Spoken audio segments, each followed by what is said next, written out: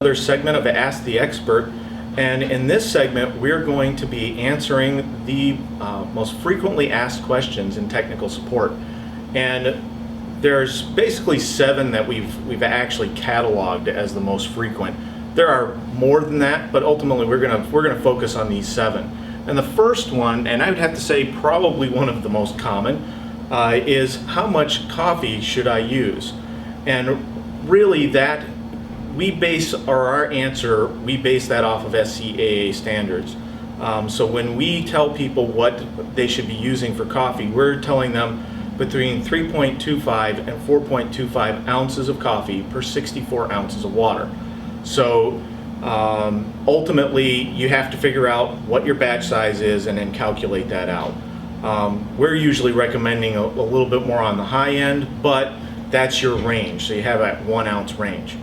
And then the second question that we frequently get is how long will it take for the brewer to heat up after it's been installed? So that's, you took it out of the box, you put it on the counter, it filled with water, and now it's heating.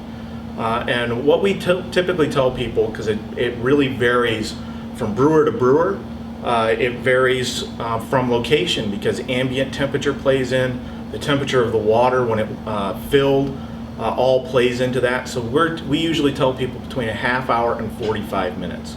So if you're outside that 45-minute zone, then you might, if you're concerned about how long it's taking, then you might want to take a look at why it's taking so long. The next question that we frequently get is how do you measure the temperature out of the dispenser or coming from the faucet? And a lot of people, you know, they want to take that temperature, but they're not sure exactly what to do. And what we recommend, if I can grab a cup here, we have a dispenser here that has hot water in it. We're just working with hot water. We always recommend just take a little hot water out, dump it out, and then fill a cup. We do about 16 ounces, and then we recommend that you take your thermometer, move it into the scene here, and then you just take your thermometer and put it in, and you put it in the center of the cup. So we want to take the core temperature. So the core temperature is what you're looking for. If you put it on the side or you're taking the temperature at the top or down at the bottom, you're not getting a good accurate temperature. So right in the center of the cup is where you want that. So that's how you would do that. And that's a really, really simple process. And if you're using a ceramic cup, we usually recommend that you definitely need to preheat it first, because the hot water, when it comes in contact with a cold cup, it actually winds up absorbing a lot of the heat. So you do need to take a little bit out, dump it, and then do it again. Our fourth question is, what is the difference between hold time and serve time with reference to dispensers? Well, the hold time is just that. It's the amount of time coffee can be held in a dispenser. So in this case, what we're looking at here is an L3D. So if I hadn't served any coffee out of this dispenser, or any water in this case, we would be looking at a hold time. So it's been, before I drew water out of there, it had been holding for 1 hour. Now as soon as I took water out of here, or coffee, then we started what would be considered serve time. Serve time is how long you can actually serve coffee out of the dispenser. So the hold time will always be longer because you haven't been drawing any coffee out. So this particular dispenser holds for 4 hours and serves for 2. So that's your difference between those 2 definitions. And frequently what you'll find is when it's referenced in catalog material and things like that, they'll only ever mention hold time. So you always want to ask, what is the serve time on a product? Our 5th question is, how do I measure temp from a spray head? This is a little bit trickier than taking the temperature in a cup for the dispenser, but what I always recommend to people is I've got this little rod that I've put my thermocouple on, and I pull the brew basket out just a little bit, and I line it up, and I get the rod lined up underneath a stream of water, and then I start a brew cycle. But the basket won't come in contact. There we go. And then you just make sure that the stream of water is actually hitting the thermocouple, and that gives you your temperature at your spray head. Our 6th question is, what is the best way to verify tank temperature? Well, this is very similar to the test that we did for the dispenser. We need to use a cup. And let me just pour this out real quick.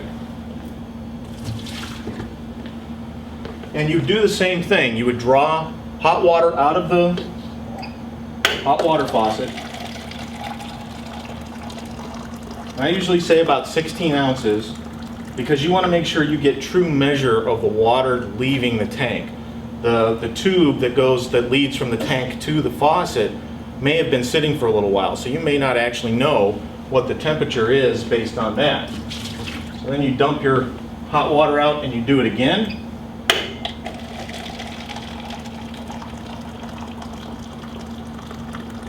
And then just like we did for measuring the temperature coming out of a dispenser, we take the temperature in the cup and we want to get that core temperature again. And as long as, on our brewers, as long as you're between 190, 195 degrees, this brewer's set to 200, you're at the proper tank temperature inside. So that's the way you would actually check the tank temperature without actually opening up the top of the unit and inserting your probe inside. If you were to do it that way, you'd actually have to be able to insert 8 inches into the tank or 12 inches, depending on how long the temperature probe is, in order to verify the proper temperature.